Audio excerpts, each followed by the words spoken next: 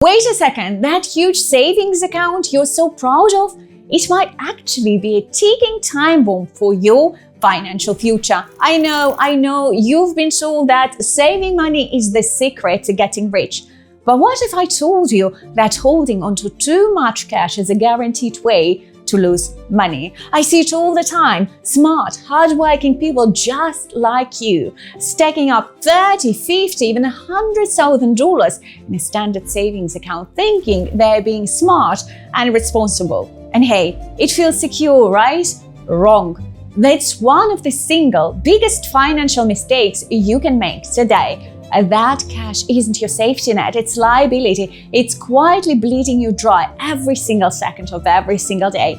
Today, I'm going to expose the hidden number that turns your cash into a wealth killer. And then I'm going to show you the exact strategy to turn that stagnant cash into a powerful wealth building machine. So, why is that pile of cash you worked so hard for actually a massive problem? It really boils down to two brutal truths that the financial system doesn't exactly advertise. First, and this one is huge, too much cash just sitting there turns you into a terrible spender. It's a psychological trap and almost everyone falls for it. Just picture this. You've got $50,000 sitting in your checking account. Your monthly bills are maybe $4,000. And that massive number staring back at you creates a little spending siren in your brain. You see that new gadget, those vacation tickets, that expensive dinner out, and your brain doesn't think, do I need it? It screams, I can afford it. That buffer feels like bonus money. It feels like permission to be reckless. It's a well-known phenomenon in the behavioral finance. When money is that liquid and available, you're just more likely to spend it on discretionary things. You end up raiding your own future, deeping into what should be your house down payment or your retirement fund for trivial in the moment buys. It's a quiet disaster where your long-term goals get eaten away by short-term temptations. The second reason is that your cash is just lazy. No, seriously, it's the laziest employee you will ever have. It just sits there doing absolutely nothing for you. The wealthy don't just have money. They have money that works for them. Their dollars are out there 24/7 making more dollars. Your cash in that bank, well, it's sleeping on the job.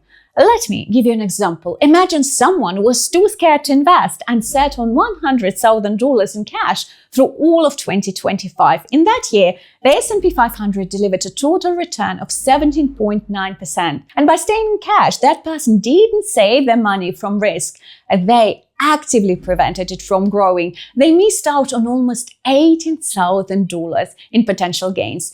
That's the opportunity cost of fear. That's the price of lazy money. Every dollar you have sitting in a low yield account is a dollar that isn't out there building your empire. And now let's talk about the most dangerous threat of all. It's silent, it's invisible, and it is eating your money alive as we speak. I'm talking about inflation. You've heard the term, but I want you to feel what it means. Inflation is the rate at which your money loses its buying power. The annual inflation rate at the end of 2025 was 2.7%.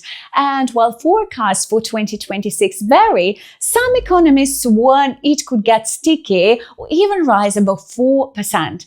Let's make it real. Even with a seemingly small inflation rate of just 3%, if you have $50,000 saved in 10 years, that $50,000 will only have the purchasing power of about $37,000 in today's money. You didn't spend a dime, but you lost 13 grand. It just vanished. Think about the cost of groceries and your car or even a coffee compared to a few years ago.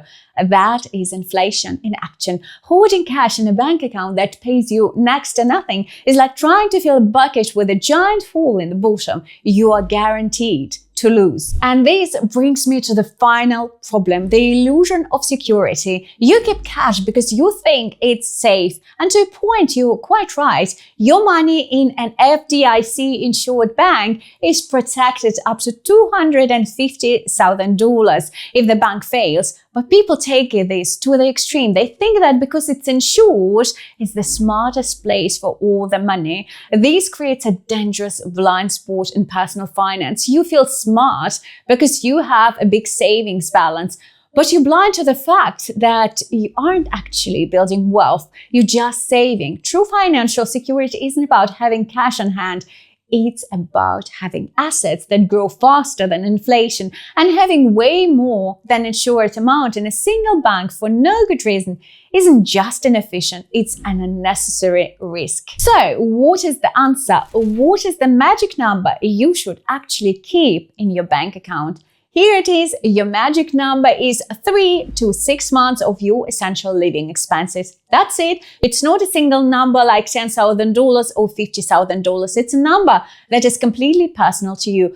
This is your emergency fund. This is the money that protects you from a job loss, a medical crisis, or unexpected car repair. It's the firewall between you and a financial disaster. How do you calculate it? I want you to do this today. Now, seriously, sit down and add up your non-negotiable monthly cost. This includes your rent or mortgage, your essential utilities, water, electricity, heat, your minimum grocery bill, not your fun eating out budget, but your survival budget, your car payment and essential gas, your minimum debt payments, and any other bills you absolutely have to pay. Let's say that number is $4,000 a month. Your magic number, the absolute minimum you should have in easily accessible cash, is between 12, that's 3 months, and $24,000, 6 months. Now, if you're self-employed or your income is a bit rocky, you should aim for the higher end of that range, maybe even 8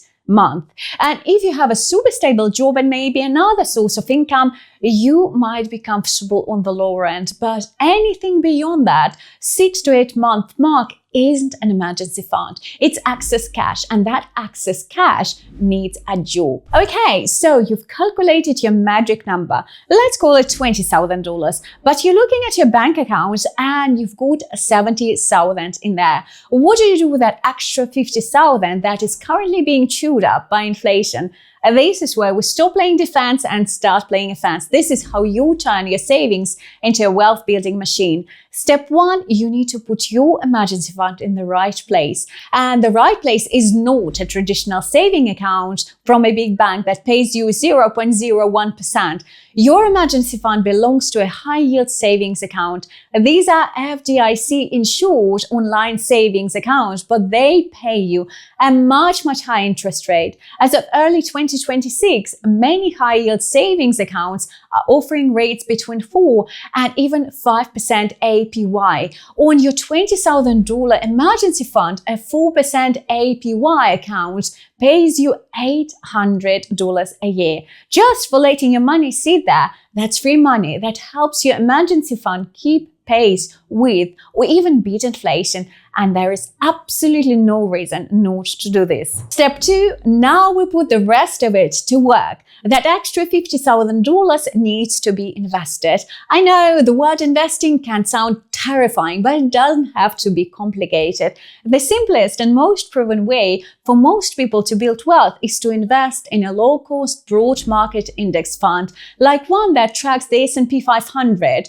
These kind of funds simply hold small pieces of the 500 largest companies in the US. Instead of trying to pick a winning stock, you're just betting on the entire American economy to grow over time, which historically has been a very good bet. The market will go up and down in the short term, but over the long period of time, it has consistently delivered powerful returns that crash inflation.